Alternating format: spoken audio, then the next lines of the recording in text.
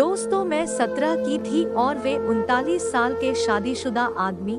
ये है हमारी लव स्टोरी। एक दिन खाली बैठे मैंने फेसबुक पर एक अनजाने आदमी को फ्रेंड रिक्वेस्ट भेज दी, जो दिखने में बहुत हैंडसम था। उस आदमी ने उसी रात फेसबुक पर मेरी भेजी फ्रेंड रिक्वेस्ट एक्सेप्ट कर ली। तुम्हें पता है कि तुम इस साड़ी में कितनी खूबसूरत लग रही हो, उसने मैसेज किया। थैंक्स, मुझे भी तुम्हारी डीपी अच्छी लगी। इसी तरह हमने बातें करनी शुरू कर दी।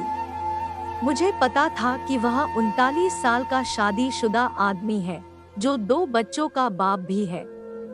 इन सब चीजों के बाद भी हमने अपनी बातें शुरू कर दी।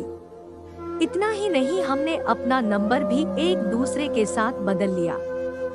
देखते ही देखते हम एक दूसरे के करीब आ गए और एक दूसरे के बेस्ट फ्रेंड बन गए। फेसबुक पर हम एक दूसरे के साथ बहुत ज्यादा बातें करने लगे और सोशल मीडिया पर ज्यादा से ज्यादा समय बिताने लगे। दूसरी ओर उस आदमी को लगने लगा कि हमारे करीब आने से, इतनी बातें करने से वह अपनी बीवी से दूर जा रहा है। वह अपने बच्चों के साथ दूसरे स्टेट में रहती थी।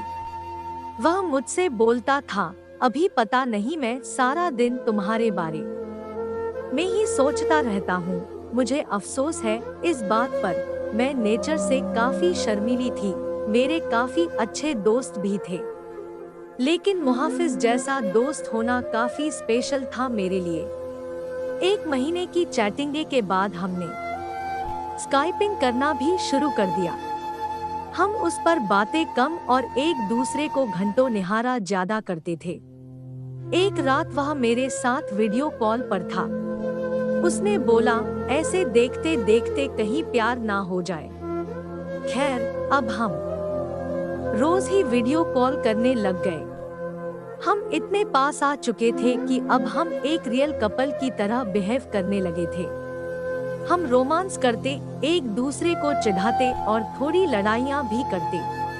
कहने का मतलब था कि एक 17 साल की लड़की को 39 साल के आदमी से प्यार हो गया था।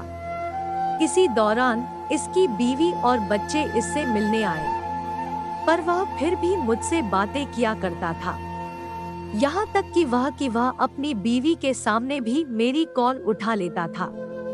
उसी दौरान उसकी बीवी उस पर शक करने लगी, क्योंकि अब वह पहले जैसा बिल्कुल भी नहीं रहा। एक रात की बात थी जब ये दोनों बेड पर सेक्स के लिए गए। तभी इनके फोन पर मैंने मैसेज और अपनी फोटो भेजी। इनकी वाइफ ने उठकर फोन जैसे ही खोला, मेरी फोटो उन्हें दिखी। उसकी वाइफ ने कोई रिएक्शन नहीं दिया, बस मुहाफिज को जोर का थप्पड़ मारा और रोने लगी। 3 दिनों के बाद वह घर छोड़कर चली गई। मुझे उसकी वाइफ के लिए काफी बुरा लगा, इसलिए मैंने उससे कई दिनों तक बातचीत बंद कर दी। उसकी वाइफ के जाने के बाद हम फिर से मिले और हमने लॉन्ग ड्राइव पर जाने का प्लान बनाया। उसी शाम उसने मुझे प्रपोज किया। मुझे सिर्फ तुम ही चाहिए और कुछ नहीं। अपनी जवानी में मैं काफी सारी लड़कियों से मिला, पर तुम ही एक ऐसी लड़की हो जिसने मेरा दिल चुराया है। वहाँ कुछ देर के लिए शांति छा गई।